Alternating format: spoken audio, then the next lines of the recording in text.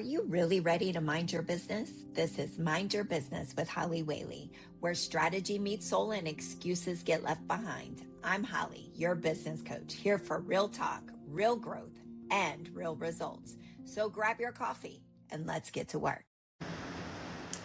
Hello, everyone, and welcome to Mind Your Business podcast. I am so excited to be here today. I'm your host, Holly Whaley, and I am sitting with one of my sisters and friends, Hewlette persons. I am so excited about this time together. Every time we come together, it's just a love fest. We just love on one another. We encourage one another. And I'm sure you're going to experience that today. Hewlette has an organization and it's called I Love Now. And it is a nonprofit organization. And so we want to make sure that you know that in the show notes, you'll be able to find her website, where you can give and help communities build and restructure and really have impact. And what she does is she is there to empower individuals and groups to be intentional about showing love. Amen. And right now, our world could use a lot more love. Yeah. And so what it does is when we love and show love, it impacts our communities, it impacts our families, it impacts for generations. Yeah. And so that is what I Love Now is all about, which is her organization. We would love for you to go out and give and really help communities thrive. She works a lot in the communities. They are truly grassroots, on the ground, feeding people, taking care of people, and just loving on people. And so she truly shows the love of Christ everywhere she goes.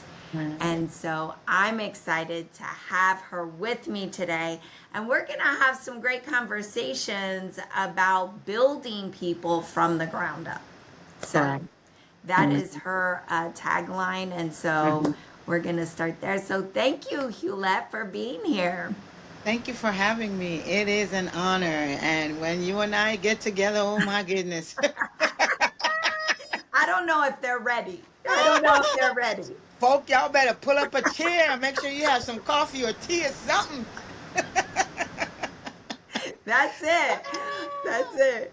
It's almost like when the men on Emmaus Road were walking and communing with Jesus, and they said, did not our hearts burn while he shared? They didn't even know it was the Lord. But I use it to say, you know, there's a ebb and a flow whenever we get together. So if you feel your heart burning and warmed by what we're saying, it's because that's how we always communicate. Yeah, it is. And we always, there's a scripture in the Bible that says iron sharpens iron. Yes. And we always, especially in the business arena, you always need to have mentors. You need to have people that are going to challenge you, not yes men, right? In any business you're in, we need those individuals around us. And so when we get together, it truly is that iron sharpening iron. The challenge, right, is there, not in like we're getting ready to have a duel or anything, but just, you know, sharing love and expressing love in a way of, have you thought about this? And so I just love it. I'm glad you're here. When I saw your name come through, I was like, yes. Awesome. Oh, I don't know if everybody's ready, but here we go. I'm excited. Tell me how you build people from the ground up. Oh, great question. I often look at the way my childhood was and what I would have wanted to see happen, not only for me, but for others. I come from a background where I was not born in the United States of America. I was born in Jamaica. I came here when I was in second grade, had a very strong accent, dressed differently than everybody else, trying to acclimate to the weather. So I was teased a lot. I was bullied a lot. Mm. And so taking that and wishing people would treat me correctly, I began when I was able to, and I got a little older, began to do that with people, building, especially if I see somebody who's a little bit like withdrawn in my class, or what one would consider an underdog, or someone that they usually end up teasing or making fun of. I would draw myself to that person. I would befriend them, and we would have fun. We'd joke around, laugh, just enjoy the presence of each other and building each other up. So for me, um, it started at an early age. I want to probably say about 13, 14, and saying things to people that I knew would impact them, um, because that's what I wanted to hear. And as a matter of fact, I became an English teacher. And when I was teaching English, and if I saw one student making fun of another student, it would just irritate me because it reminded me of when I was younger. And so I'd make sure fix that, and so I became a bit keen to when to people in the room who were struggling with their self-esteem, because I knew what it felt like for me. And I knew what it felt like when I was spoken to well, when I got a compliment, when a teacher noticed a color on me and would compliment me, um, when my work was done well, and teacher would take a moment to amplify what I did and how the other students' work could be better. I mean, I knew what it felt like, and that was a feeling I wanted others to experience. So it became not something that I deliberately took on as a or championing it, but it was something that began to flow naturally from me.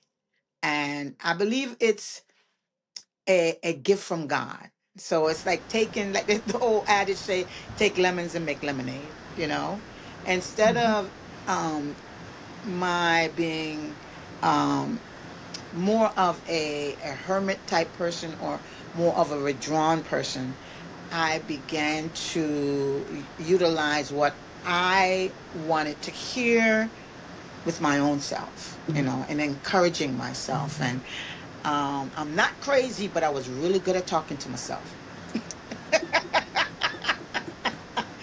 And they say you're crazy if you ask yourself a question and answer it. Oh, I did. Yeah. Because I wanted to hear. I wanted to hear someone say such and such. I wanted them to notice certain things. And so I started talking to myself, asking myself questions, and answering myself as well. And so for me, speaking life, speaking goodness, building a person's self-worth, self-esteem, I believe we can get so much more from people who are born for great things, but some of them don't get to show it because of what's been done to them. And when someone's happy, it's easier for them to get stuff done. It's easier for them to laugh with you. It's easier for them to accomplish various things.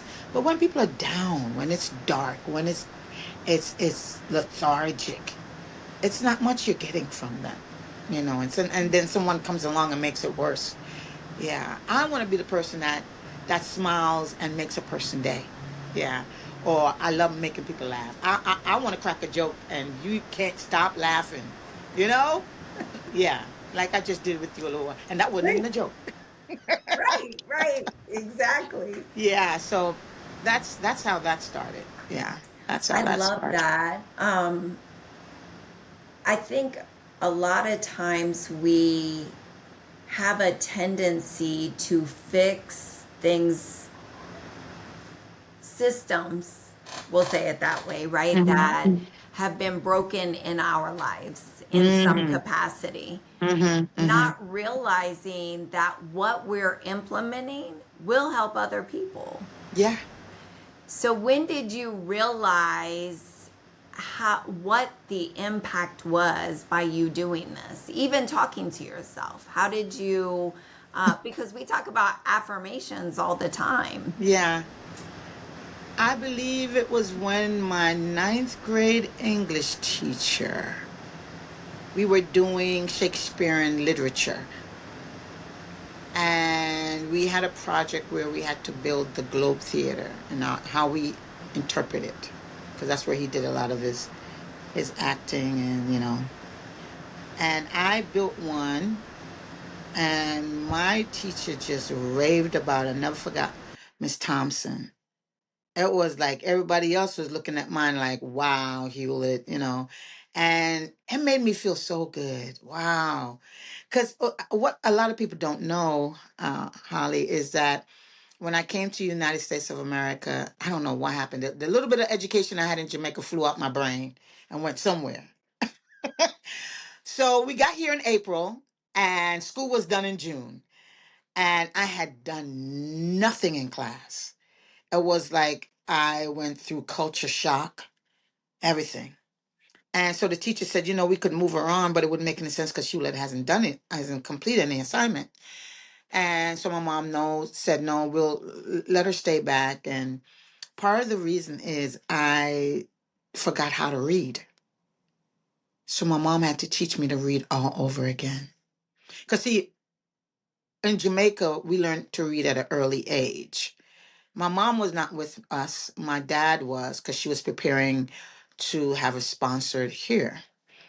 So my mom left me when I was 4, and I didn't see her until I was 8. So those pivotal years. So when I came here, it was a shocker. I mean, really, everything. And the education that I did gain, literally, it flew out of my head.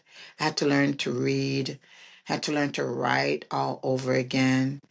And so at age 8, I did not know how to read.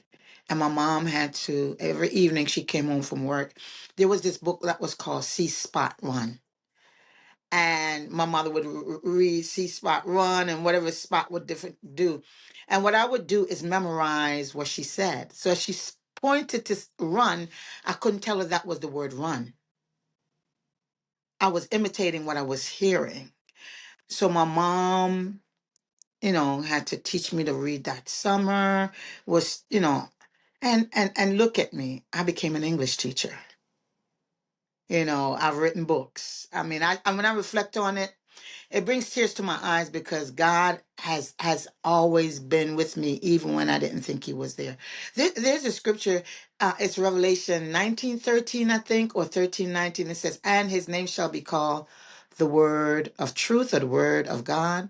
And it hit me one day. I said, "Wow, Lord, Word." I would not have been able to even, conceptualize that if I did not know how to read. And it took me back to when I was 8. I was just thanking God that I learned how to read. Now, there's a reason I brought that up. When my English teacher really loved on me through accolades regarding my doing the Globe Theater, even regarding my reading, my majoring in college in English was because my English teachers told me I should do so. Yeah. They said, Hewlett, you are a great writer. You need to major in English. Plus, I wanted to be an attorney. And she said, my 10th grade teacher told me, nope, don't major in criminal justice. She said, major in English because a great portion of being a lawyer in law school, actually being a student in law school requires a lot of writing torts and all this other stuff. So yeah, so undergrad was English, graduate school was English. I mean, somebody who did not know how to read.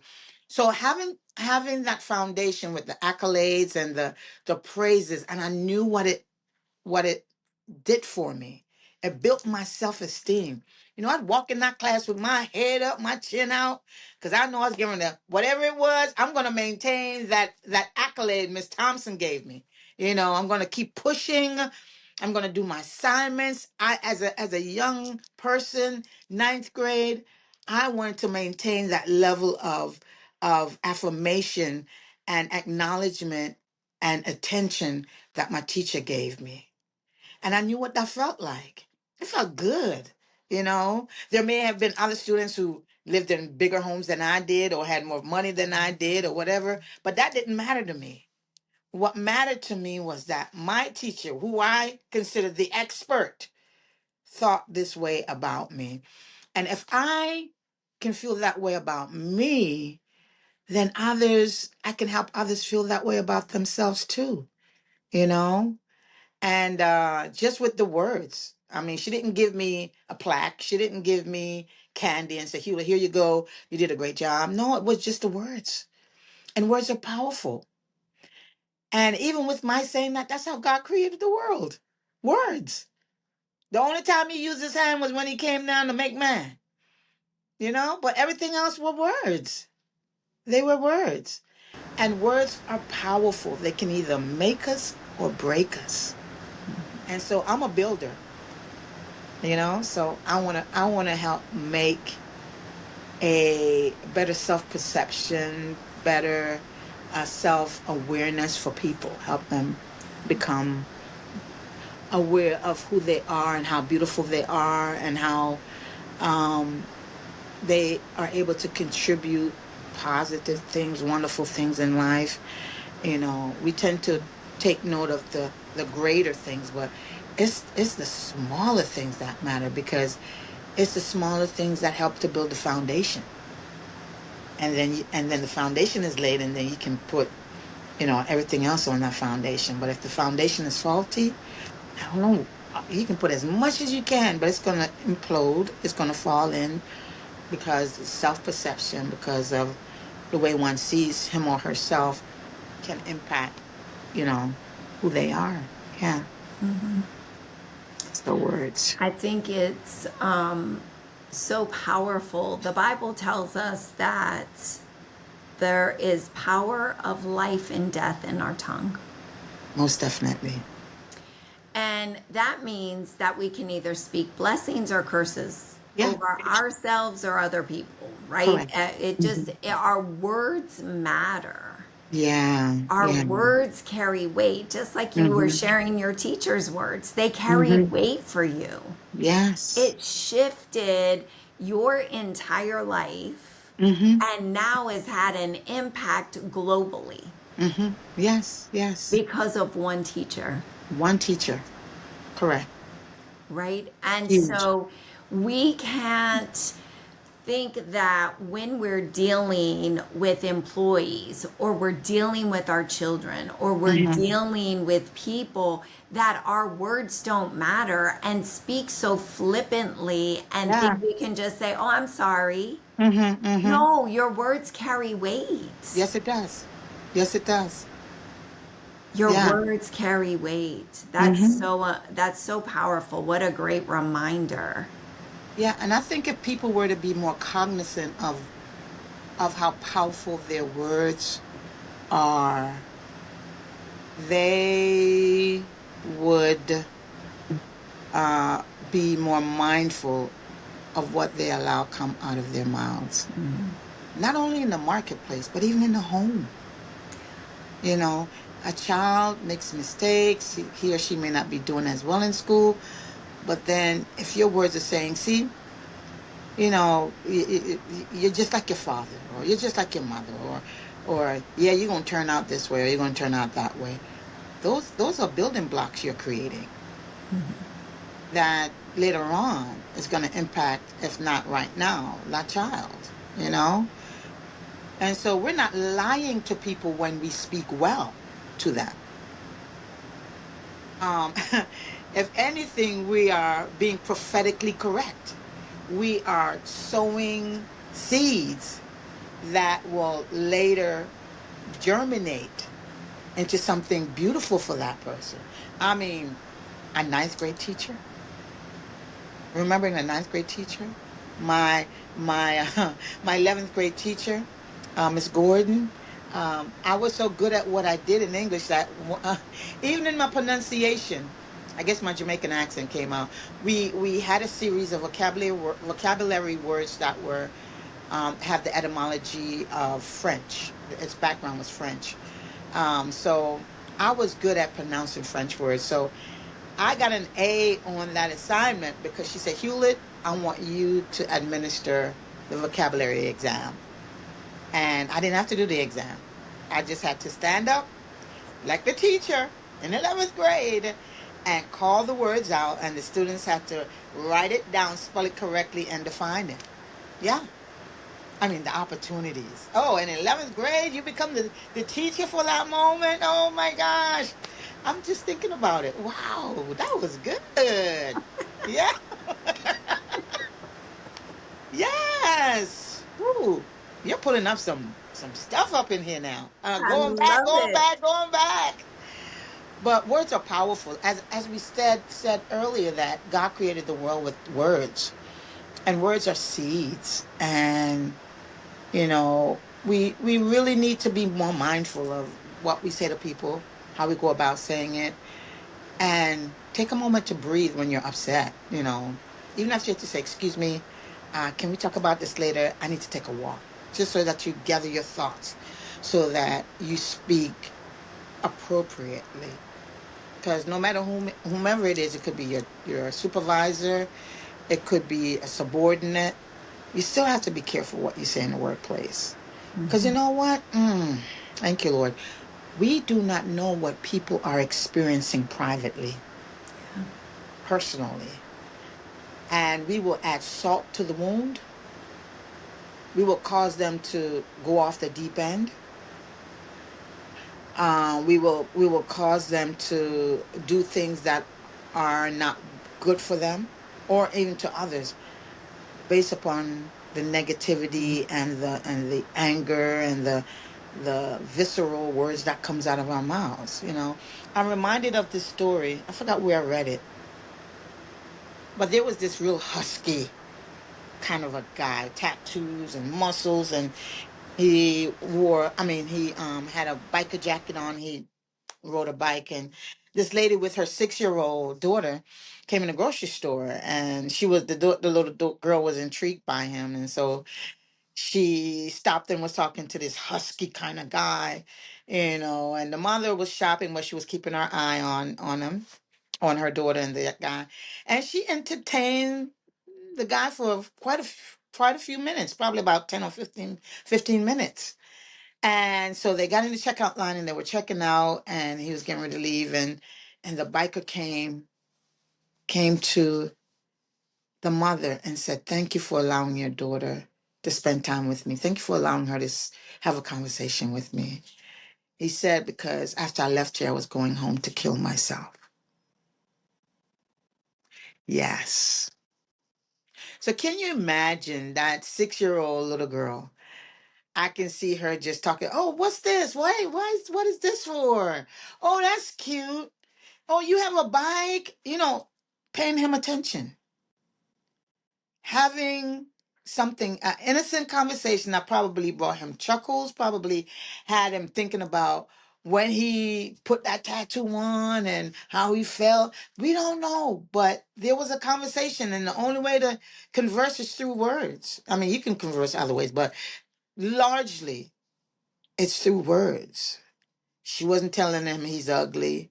She wasn't telling him why he's so big and chunky and have all those tattoos on, and why did he do that? No, that wasn't the conversation. Yeah, and that biker confessed to the mother. He thanked her for allowing her daughter to have a conversation with him. Yeah. That's beautiful. Yeah, yeah. So we don't know, the words we speak, um, the impact it has on people. We don't want to be the one to push somebody over the edge. Could be your supervisor. Like I said, they're putting on a facade, they're having hell at home. And the one place where they are the majority of the day becomes hell for them too.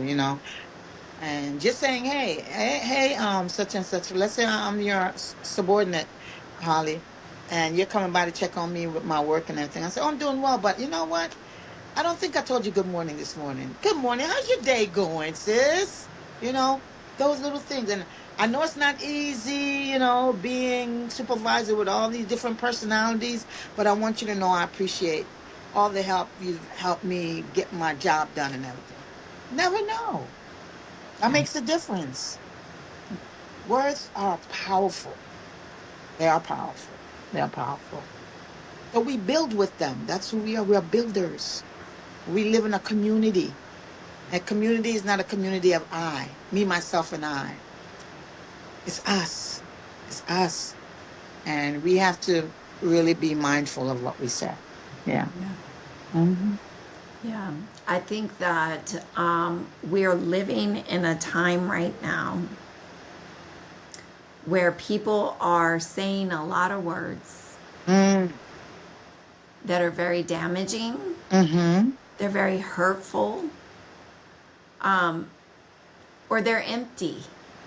Yes, yes, They're yes. empty. So, what would you say we need to do as individuals? Because sometimes that problem seems so enormous Mm-hmm. that it's so weighted. We're just like, look, I'm crawling out from under it. Let somebody else deal with it. Right. But what can we do as individuals to start building Mm-hmm. people, start building them, and Mm-hmm. allowing our words to Mm-hmm. matter? Well, every time you say words matter, it kind of push me because I get a visual. Words, you can't see them, but you can see matter. Yeah. Words matter. Wow. Create matter with your words. So, how do you go about doing that? How does one go about creating matter? I know one way to create matter is through creating affirmations. And that's been my staple for a long time. I have several affirmations that are like 5 sentences long, and some are like 15 and 20, 25 sentences long, depending on what the subject of the affirmation is. Um, from a biblical standpoint, I consider myself and see myself as a warrior. Okay. So I create affirmations about me being a warrior. I look in the Bible, there's Psalms 144, verse 1, that said, the Lord is my strength. It's either the Lord is my strength or the Lord is my rock. He teaches my hand to war and my fingers to fight. So that means there's some experiences that we're going to go through that's going to teach us to war and to teach us to fight. And so sometimes I look through the scriptures to gain sentences of affirmations that are true, that I want to see manifest in my life, and is an anchor. Um, same with the warrior affirmation, I go to Ephesians 6 and I talk about the helmet of salvation, the sword of the spirit, the shield of faith. I'm building my outfit, my armor outfit. So if there's one who's struggling even with their self-perception, it may sound like you're telling a lie, but you're not lying. You're starting from somewhere. If you have low self-esteem, I am beautiful. Every time I look in the mirror, I'm like, bam, I'm good looking. Bam, you're good looking. Ooh, your smile. Oh my goodness. You can make some money off of that, Hewlette. Yes, you can. Speak to yourself. David said, encourage yourself in the Lord. Come on. Yes. Speak life to yourself. In plasticity,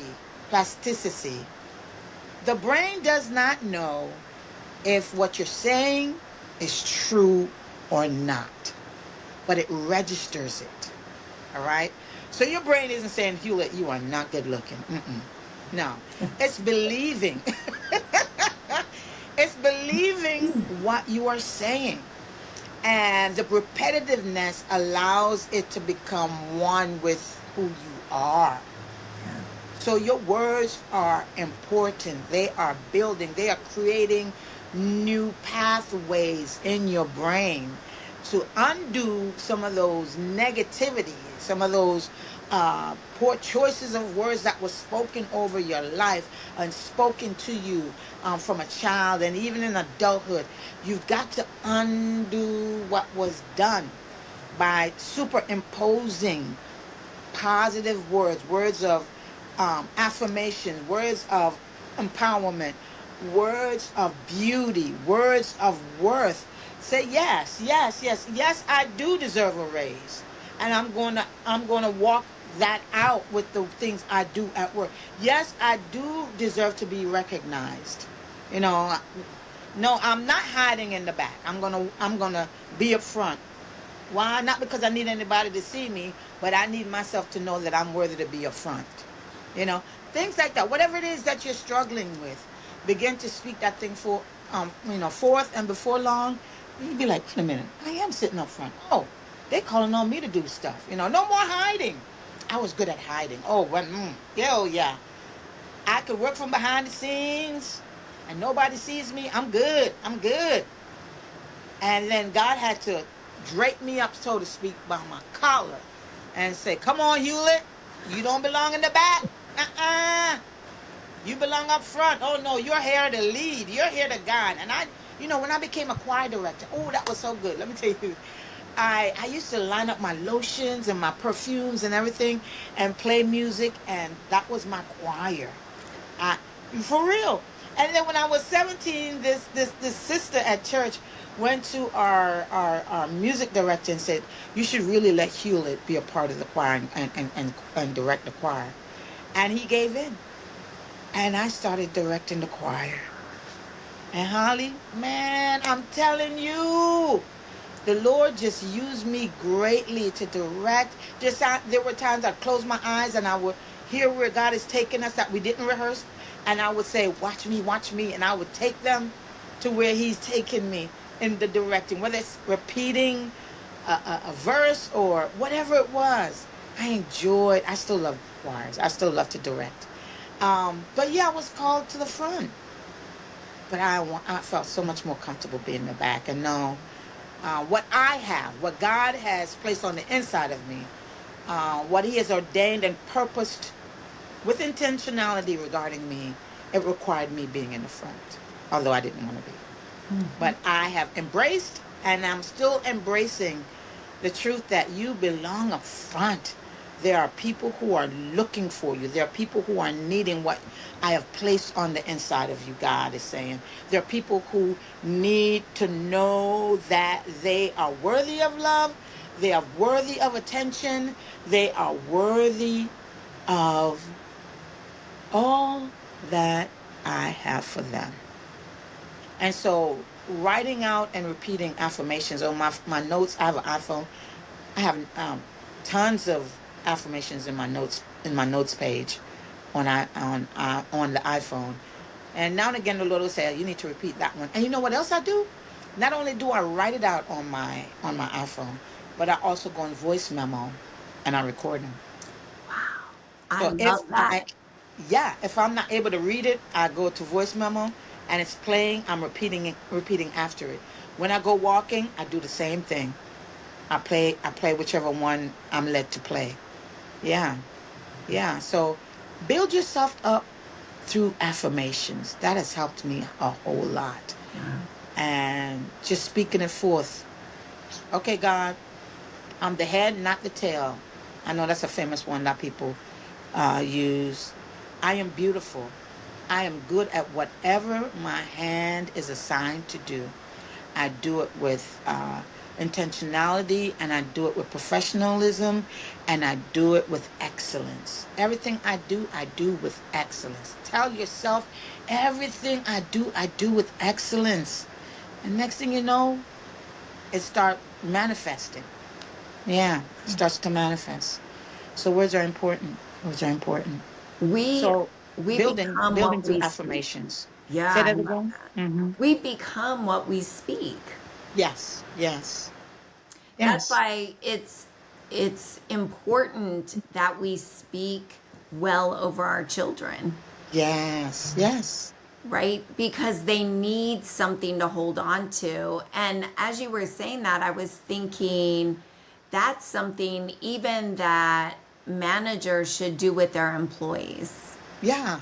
Yeah. is give them an opportunity to say, like, what are you saying to yourself? We're so critical Mm-hmm. of Mm-hmm. Mm-hmm. ourselves, right? Mm-hmm. And so to speak life Yes. and to speak something that's going to be a benefit. I loved what you said earlier, that words are seeds. Yes.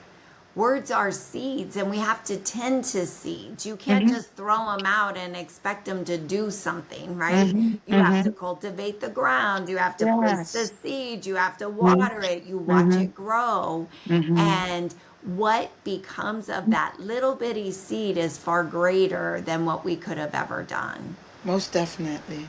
Most I definitely. love that. And I would encourage every leader Mm-hmm. to encourage their staff to do that. Yeah. Encourage themselves first, Mm-hmm. right? Mm-hmm. And their Mm-hmm. staff, and to speak life into their staff. Most definitely. And even make it an event, meaning like give them 3 days or this week, find something beautiful to say to one of your colleagues, you know, Yep. and and build them up, you know, like, hey, you worked on that project and I know it was pretty, um, you know, daunting initially, but you did that thing. You go, girl, and do a high five. You never Yeah. know what that says. That will Absolutely. do. Um, building people up in the marketplace on the job is really important because we don't know what people are going through at home, and sometimes people are just wanting to hear something good, Yeah. something positive, and Hmm. it'll make a difference. Words are very important. They really really are, and complimenting someone is also building them up. You Hmm. know, uh, getting on the elevator, say good morning, and people respond. And have a nice day. You never know what that's doing to somebody. You Right. know, and saying, oh wow, that's a nice hairstyle. Oh wow, you have a nice haircut. I like that. Little things. My mom used to say it doesn't cost us to pay somebody a compliment. You don't have to go in your pocket to pay somebody a compliment. It No, doesn't sure cost a don't. thing. you know so we need to practice. We need to actually build communities where we're fostering words that build, Mm. that build people up, and excite them and create a passion for life in them. Yeah. Yeah, I It's think that's critical. it's critical. I Hmm. mean, the greatest energy, the greatest power, the greatest person in the universe, God, decided that's what he wanted to do, was use words. Hmm. Yeah. He created, and you know what's so beautiful about it? He created everything for man with words, right? Hmm. And then he took man, made man outside the garden and placed him in the place where he spoke words. Mm. Man wasn't created in the garden. He was created outside the garden. Wow. Yep. And God placed him in the place where he spoke everything into existence for man. And then told man, take care of what I just said. Ooh, wait a minute, wait a minute, wait a minute. Take care of what I just said. Mm. Ah, trees come forth, this come forth, and all by his words. And then he placed man inside of it and said, take care of what I just brought about. Yeah. Manage it for me. Can you manage it for me? Yeah. And manage your words, manage what you brought forth, manage what you manifest. Yeah. Yeah. Yep. I love that. Me too. I That just love came, that. That's girl. so good. I love it. You can I steal love it. it. You Well, can steal it. oh, yes, I love it. Well, it's going to be out there now. We're all going to be saying Oh, it. well, I yeah, they could, love yeah. it. I love it. Manage, yeah. Yeah, manage what I've spoken into existence. Take care Mm. of it for me.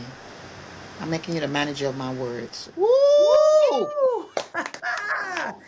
That is Mm. so good. Ooh, That that's is so good. good.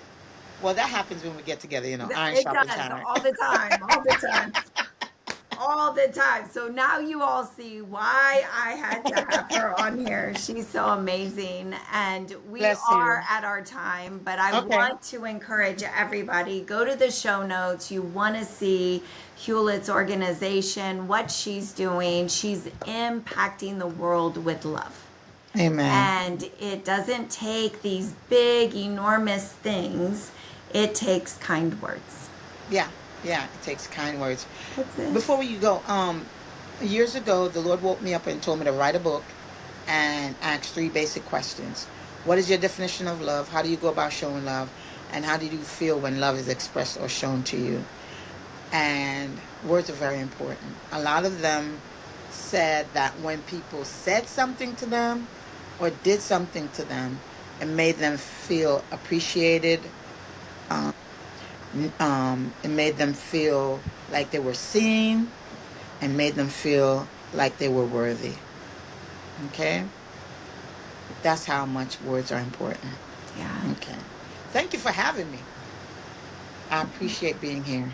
I'm thinking about as we finish up, that triggered something in me. So, Hagar, Mm. when she's running, right, and she Mm-hmm. gets there and she's in despair, the Mm-hmm. angel of the Lord says to her, why are you running? Why are you here? And they're having a dialogue. Mm-hmm. And he makes her a promise. Yes. And in that, he's speaking into her. And yet, what she calls God is El Roy, Yeah, the God who the sees. God who sees me. Yeah. But it was his words that Ooh. made her feel seen. Mm. Okay, we're gonna stop this recording and preach. Yes, sir. My God. That is crazy. That is crazy. I ask God to forgive us for the times we did not represent him in our words, did not help to build, that he forgives us. Yeah. Because we're called to look out for one another. We are a community and we're called to bless each other. We're called to help build. Yeah. We're builders. Absolutely. And God gave us the tools. Absolutely, he did. Yeah. He did. Yeah. So, all right. We do have to finish this up because we could go all night. On and on. Yes. Yes. But this has been amazing. I want you to check out the show notes, find out more about Hewlette's organization, and let's just spread a little love with every word we speak. Yes. All right. Until Thank you next for time. having me. Yes. Thank you for being here. And I Bye-bye. hope everyone minds their business. I'll talk to you soon. Yes. God bless. God bless. Thanks for tuning in to Mind Your Business with Holly Whaley. If today gave you that spark, strategy, or straight up truth you needed, be sure to hit subscribe and stay connected. Growth happens when you mind your business with intention and a little courage. And if you're ready to go deeper with strategy, accountability, and community, I'd love to invite you to the Builders Circle, my group coaching space for entrepreneurs who are serious about building well. You'll find the details in the show notes. Until next time, keep showing up, keep growing, and keep minding your business because the world needs what only you can build.